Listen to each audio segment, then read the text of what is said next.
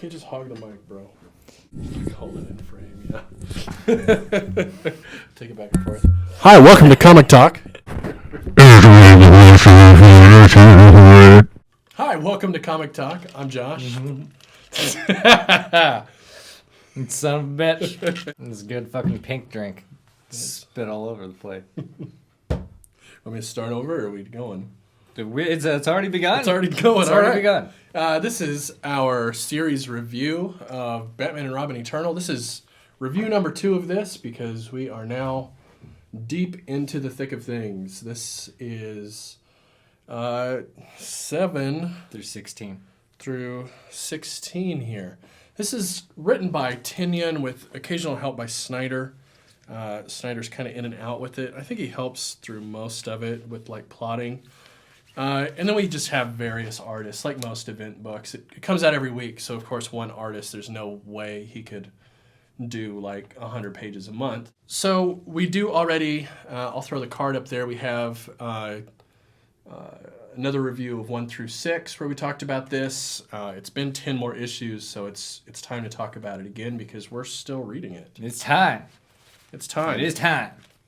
So, I want to say a lot's happened here, but really, I don't think that much has really happened in these 10 issues. Well, there's been some circles they've gone in. You know, it's they have to investigate something, and then that just so happens to lead them basically back to where they began. You know, but that's part of the Bat process, I guess.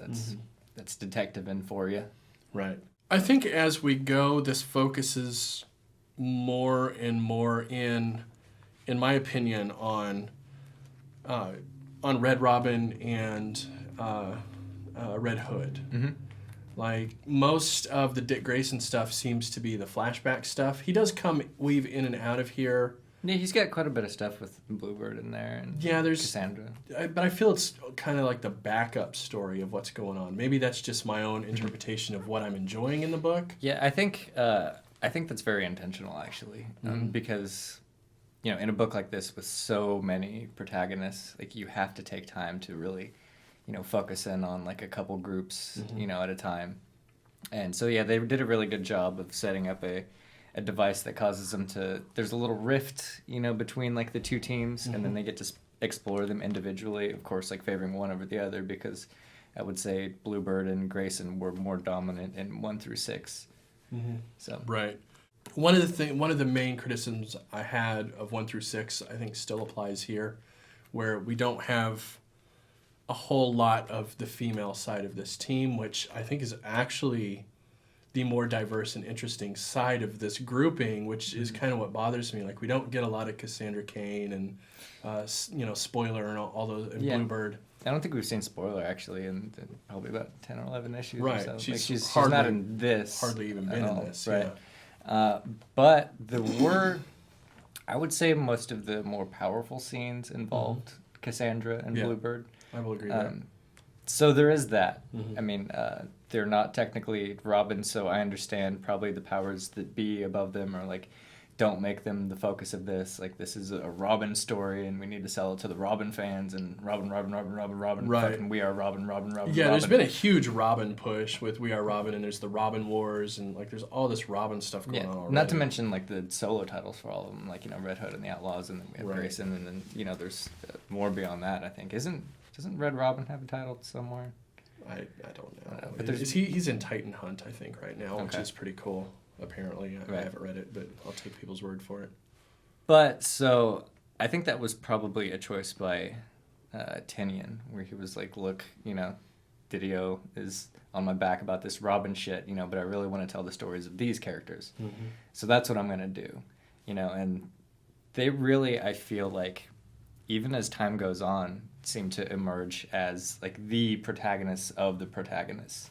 You know, like they seem to be more and more important as time goes on, even if they don't get, you know, as much panel time as you know, Red Hood and whatnot. So yeah, definitely, and it's kind of like their story is really the important linchpin of all this, but they're not really the like we have other characters discovering this stuff that kind of connects to them, I suppose. It's almost like second person narration, I guess. Yeah. Where it's like the protagonist isn't like the narrator and like doesn't know everything. It's like somebody else observing like the main character, and that's the story that you get. Right. Yeah.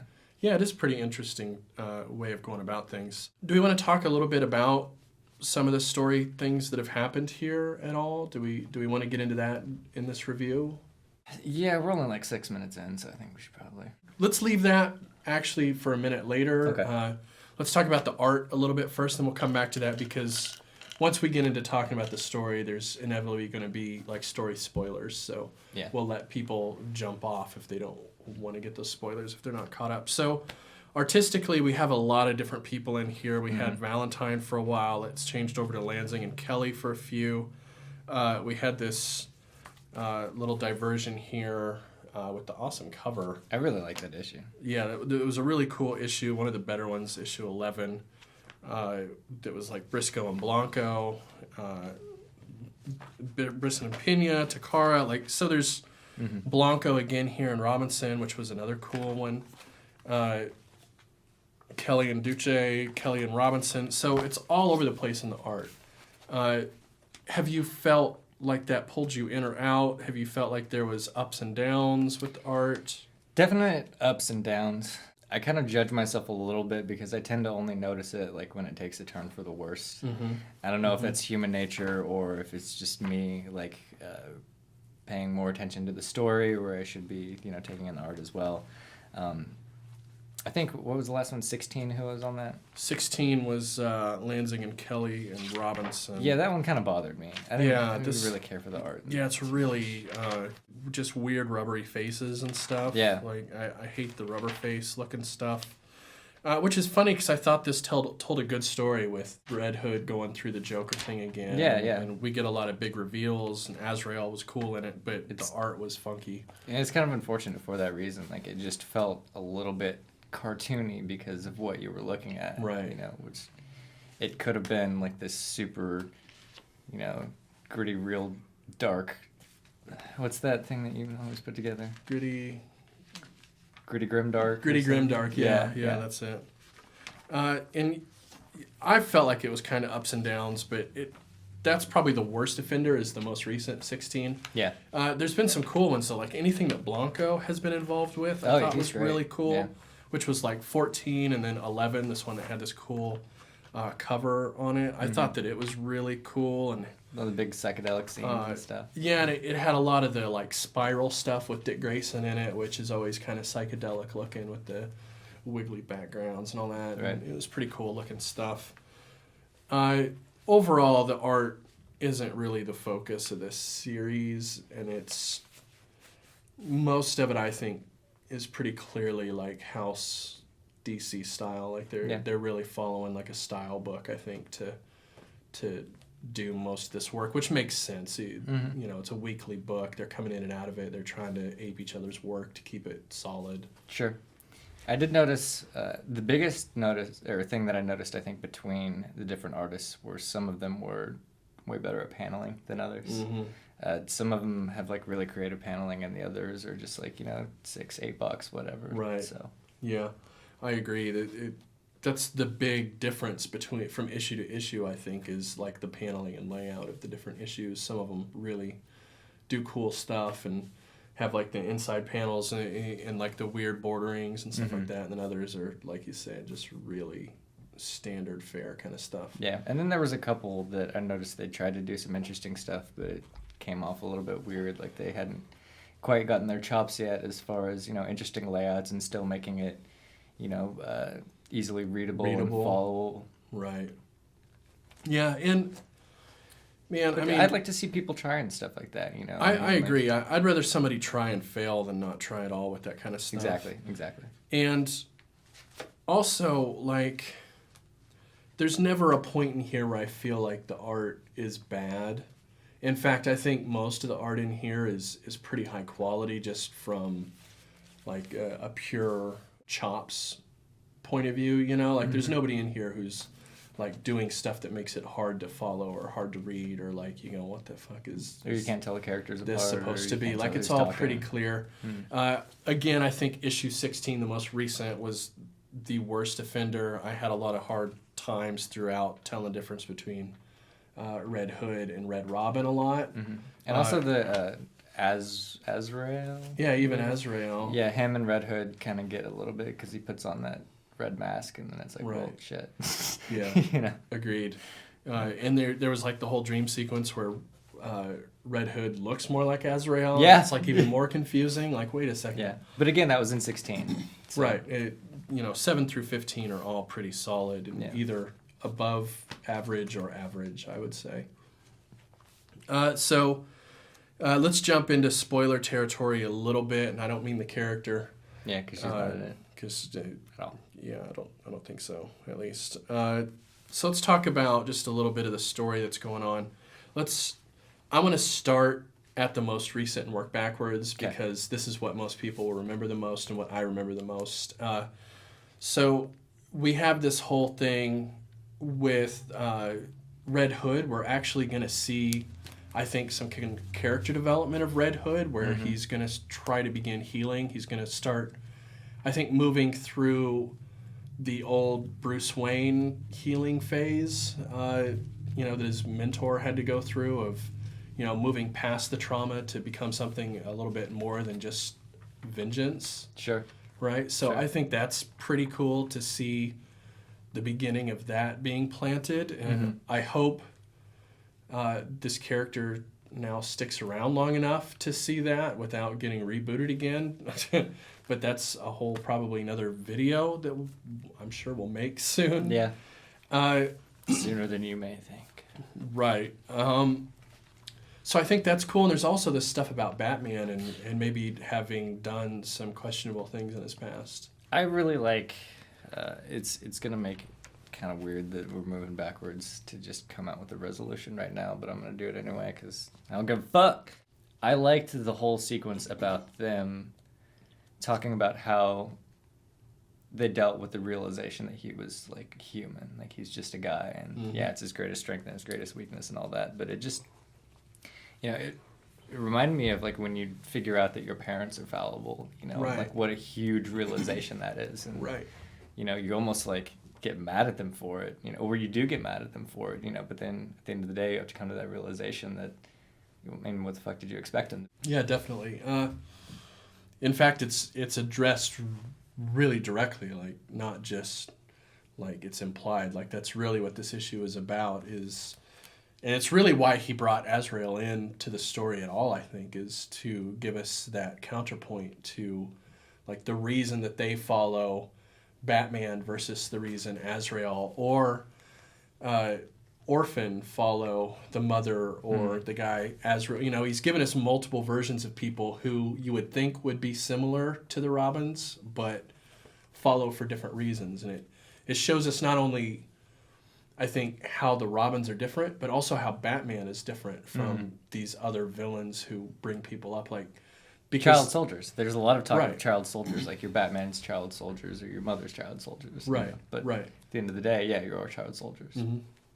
Yeah, but we kind of see how Batman treated them differently. He Yeah, didn't definitely. raise them as soldiers first and children second. Like he really And he attempted also- to raise them as children as well as soldiers. Right. And he also didn't inflict the trauma upon them. Right, Which which is makes a big difference, I Yes, it suppose. does. He really rescued them from the trauma, sure. whereas these other people, it was intentional. Yeah, I think there was that whole scene in, it was like the Justice League cartoon when I think Wonder Woman was getting pissed off at him because of the whole Robin thing. And he's like, you took him in so you could like raise him up to be like you. And he's like, no, I took him in to raise him so he wouldn't be like So me. they won't be like me. Yeah. Right. And I think we see a lot of that in this. I think that's the exact theme, really, that we're trying to get here, is that the Robins, in a way, will eventually be better than Batman at what they do, or Yeah. at least as human beings, maybe not as effective as he is.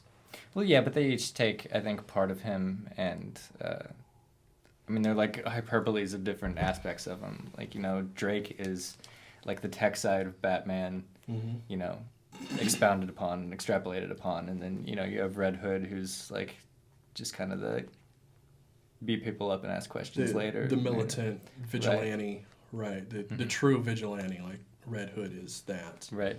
I think Grayson's the detective. Yeah, Grayson's the detective for sure. Mm-hmm. Always staying objective and stuff, The or trying spy. to the best of his ability. Yeah. Agreed, I suppose. And where do you think... do you think maybe that's part of the reason why we get more focus on them and less focus on the females is because they're not so clear cut, possibly, so they're not as interesting as the trichotomy of the male characters? I'm not sure.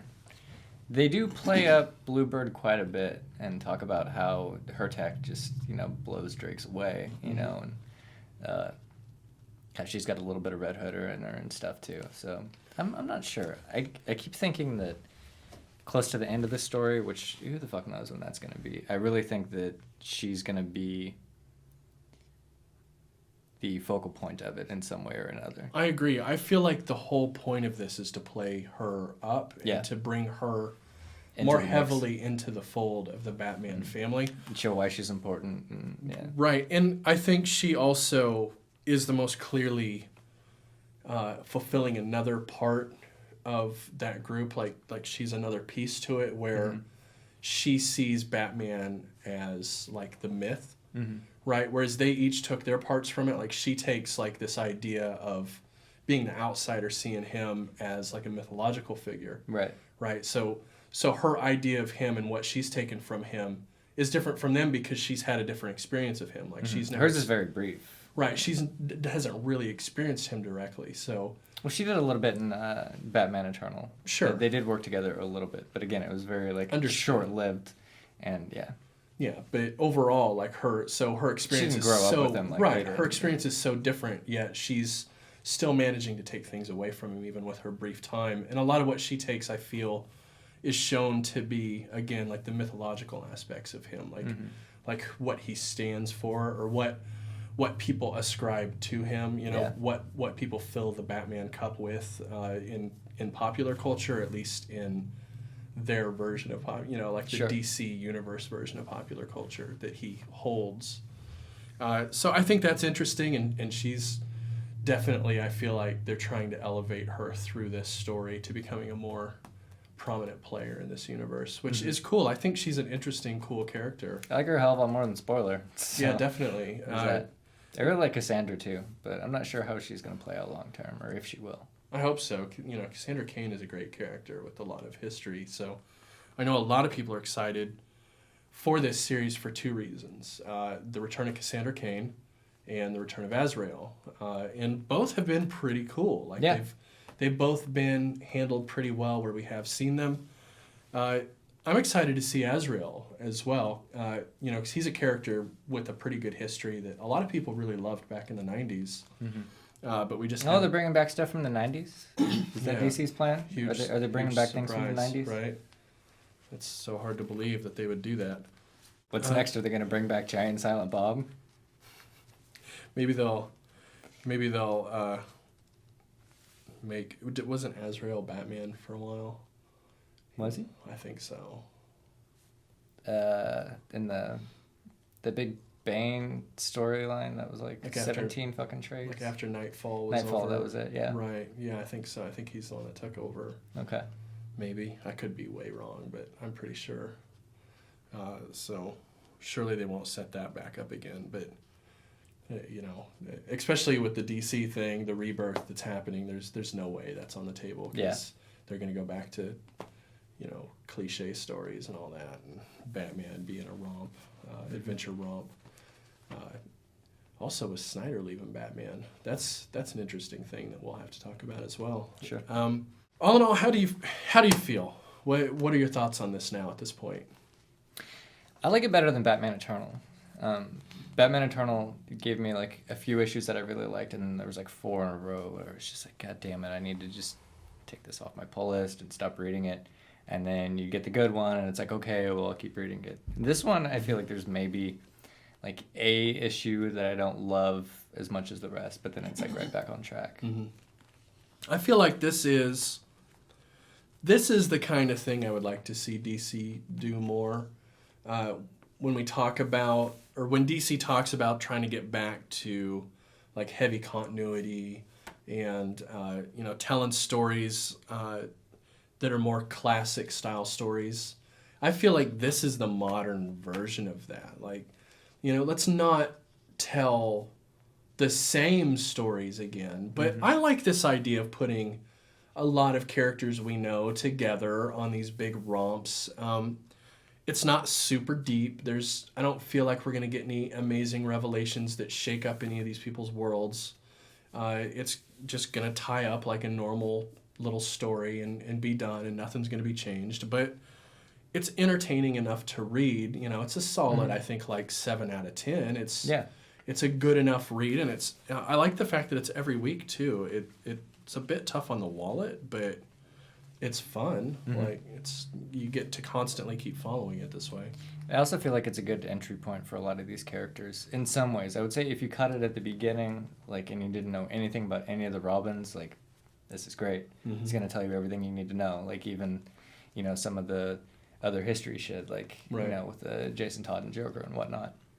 But trying to jump into the middle of this, like, can you imagine, like, starting at 7 and trying to read? There's no way. There's no way.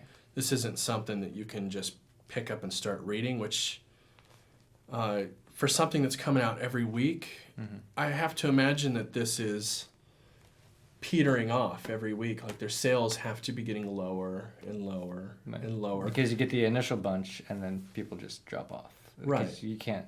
I mean, it's not sustainable if no people are getting on. Right, right. So it's a strange choice for a company that's having the problems they're having to do something like this. I will say, though, if the trades were timely, I don't think it would be a problem. Because there's a certain type of story like this that you can't tell and just have, like, the Wade page, to recap it every week. Right. And I appreciate that. But, like, unless you go and buy the back issues, like, it is impossible to catch up to this. Right. Well, like, it'll be done by the time the first trade comes out. And that's that's really you've hit the nail on the head of what is wrong with DC in a lot of ways. Is there should already be 2 trades out for this. Yeah. They should already be out. Like, when 12 came out, it should have been sitting next to the 7 through 12 trade on the shelf. Yeah. Right. You could pick up issue 12, or when 13 came out. 13, sure. I mean, you should have been able to pick up issue 12 or issue 13 and the last 2 trades right then and there on the shelf, ready to go. But it's not. There's no way that somebody can just start on this now because they're gone. You can't just go to your shop. I guarantee these are already missing. Like, you can't get them. Yeah. Right? So not to mention 1 through 6, which really sets up the whole fucking story. Which there's no way. And that trade doesn't even exist yet. Why doesn't that trade exist? Why can't they print it at the same time? I guarantee they have all the machines sitting there to do it. Yeah. But they just don't. And I don't understand why. I don't get it. It doesn't make any sort of business sense to me not to have that sitting there. When 7 came out, 1 through 6 should have been sitting there. Yeah. Or if they really want to milk us, when 5 came out, 1 through 4 should have been sitting there. Hell yeah, put out a trade every month. Once a month, drop the next trade. People make it can super cheap, like, $6 or $8 or something. Yeah. People can either pick up the issue every week or they can pick up the trade at the end of the month. Either way. But they just don't. It's like they're stuck in 1992. Yeah. And they don't understand the market or what people are looking for these days. Yeah. And again, in 92, that would kind of make sense because then that person would go, like, round to all the comic shops and, try to find the back issues and then, spend months, like, trying to fill holes and, like, all that stupid shit. But now, I mean, I'm sure it's good for, like, the big online retailers. Because Midtown Comics. And My Comic Shop and stuff. Right. Because then, somebody can just go on and say, okay, well, I missed the first 12, so I'm going to get those. And then, sure. Right. But those are the only people that are fucking making money off of this scheme. Like, those 2 websites. Right, and we're talking about all 2,000 readers maybe and the whole readership that would go to that effort, if even that. I mean, that's a very small percentage of people out there buying comics that would go to that trouble. Most people just go, I missed it. I'll just read this Image book, or I'll just read Secret Wars, or I'll just read, this new Superman comic that came out. Like, they'll just read something else. Like, sure. It's just baffles me why they don't catch up with the times. Now they're going to do Rebirth because their shit isn't selling, and they're going to do the same thing again. they're going to release these #1 issues and they're going to start over, and I guarantee they're going to have the same problem. It's going to be 6 months to a year before they release trades of the first few issues that they do, and they're going to be down in 20% land again. Mm-hmm. Which is too bad, because this is a pretty cool series, and if you we kind of got distracted from talking about the plot. Yeah, that's okay. So do we want to talk any more about any more of the plot that's happened here?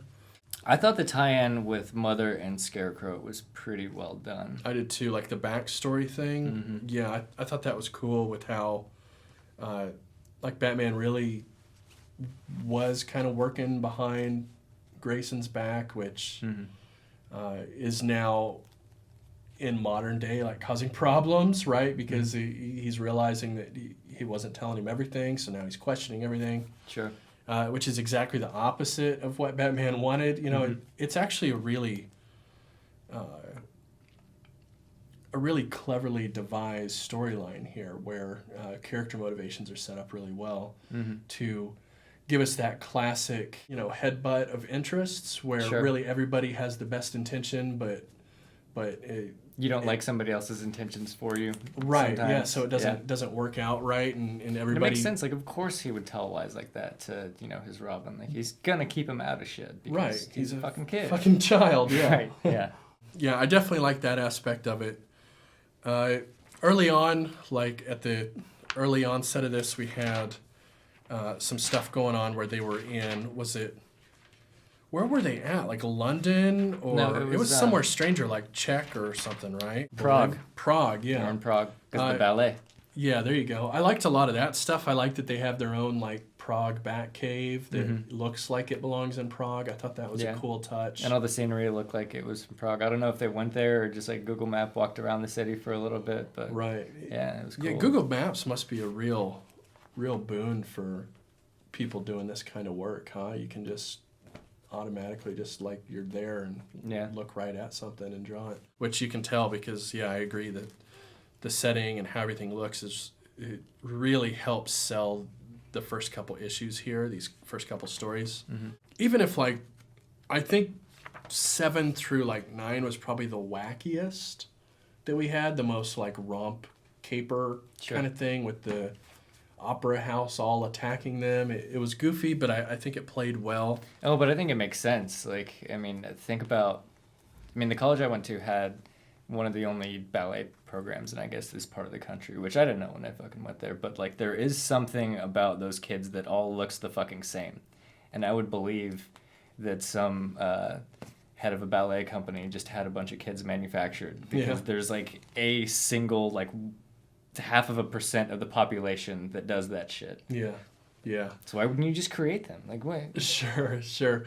But still, I mean, just the fact that, I don't know, something about the way it played out felt a little bit hard to swallow, but in that wonderful Batman-y kind of way where you kind of have to suspend your disbelief just a little bit to see it happen, which and it straddles that line and it makes you go, oh, I don't know, and then you go, well, it is Batman, like, crazy stuff happens to these guys. I think I had that exact thought process when I was reading it. I was like, what the fuck are the papers gonna read the next day? Right. Like, a whole ballet company, like, turns out to be militant fucking faction.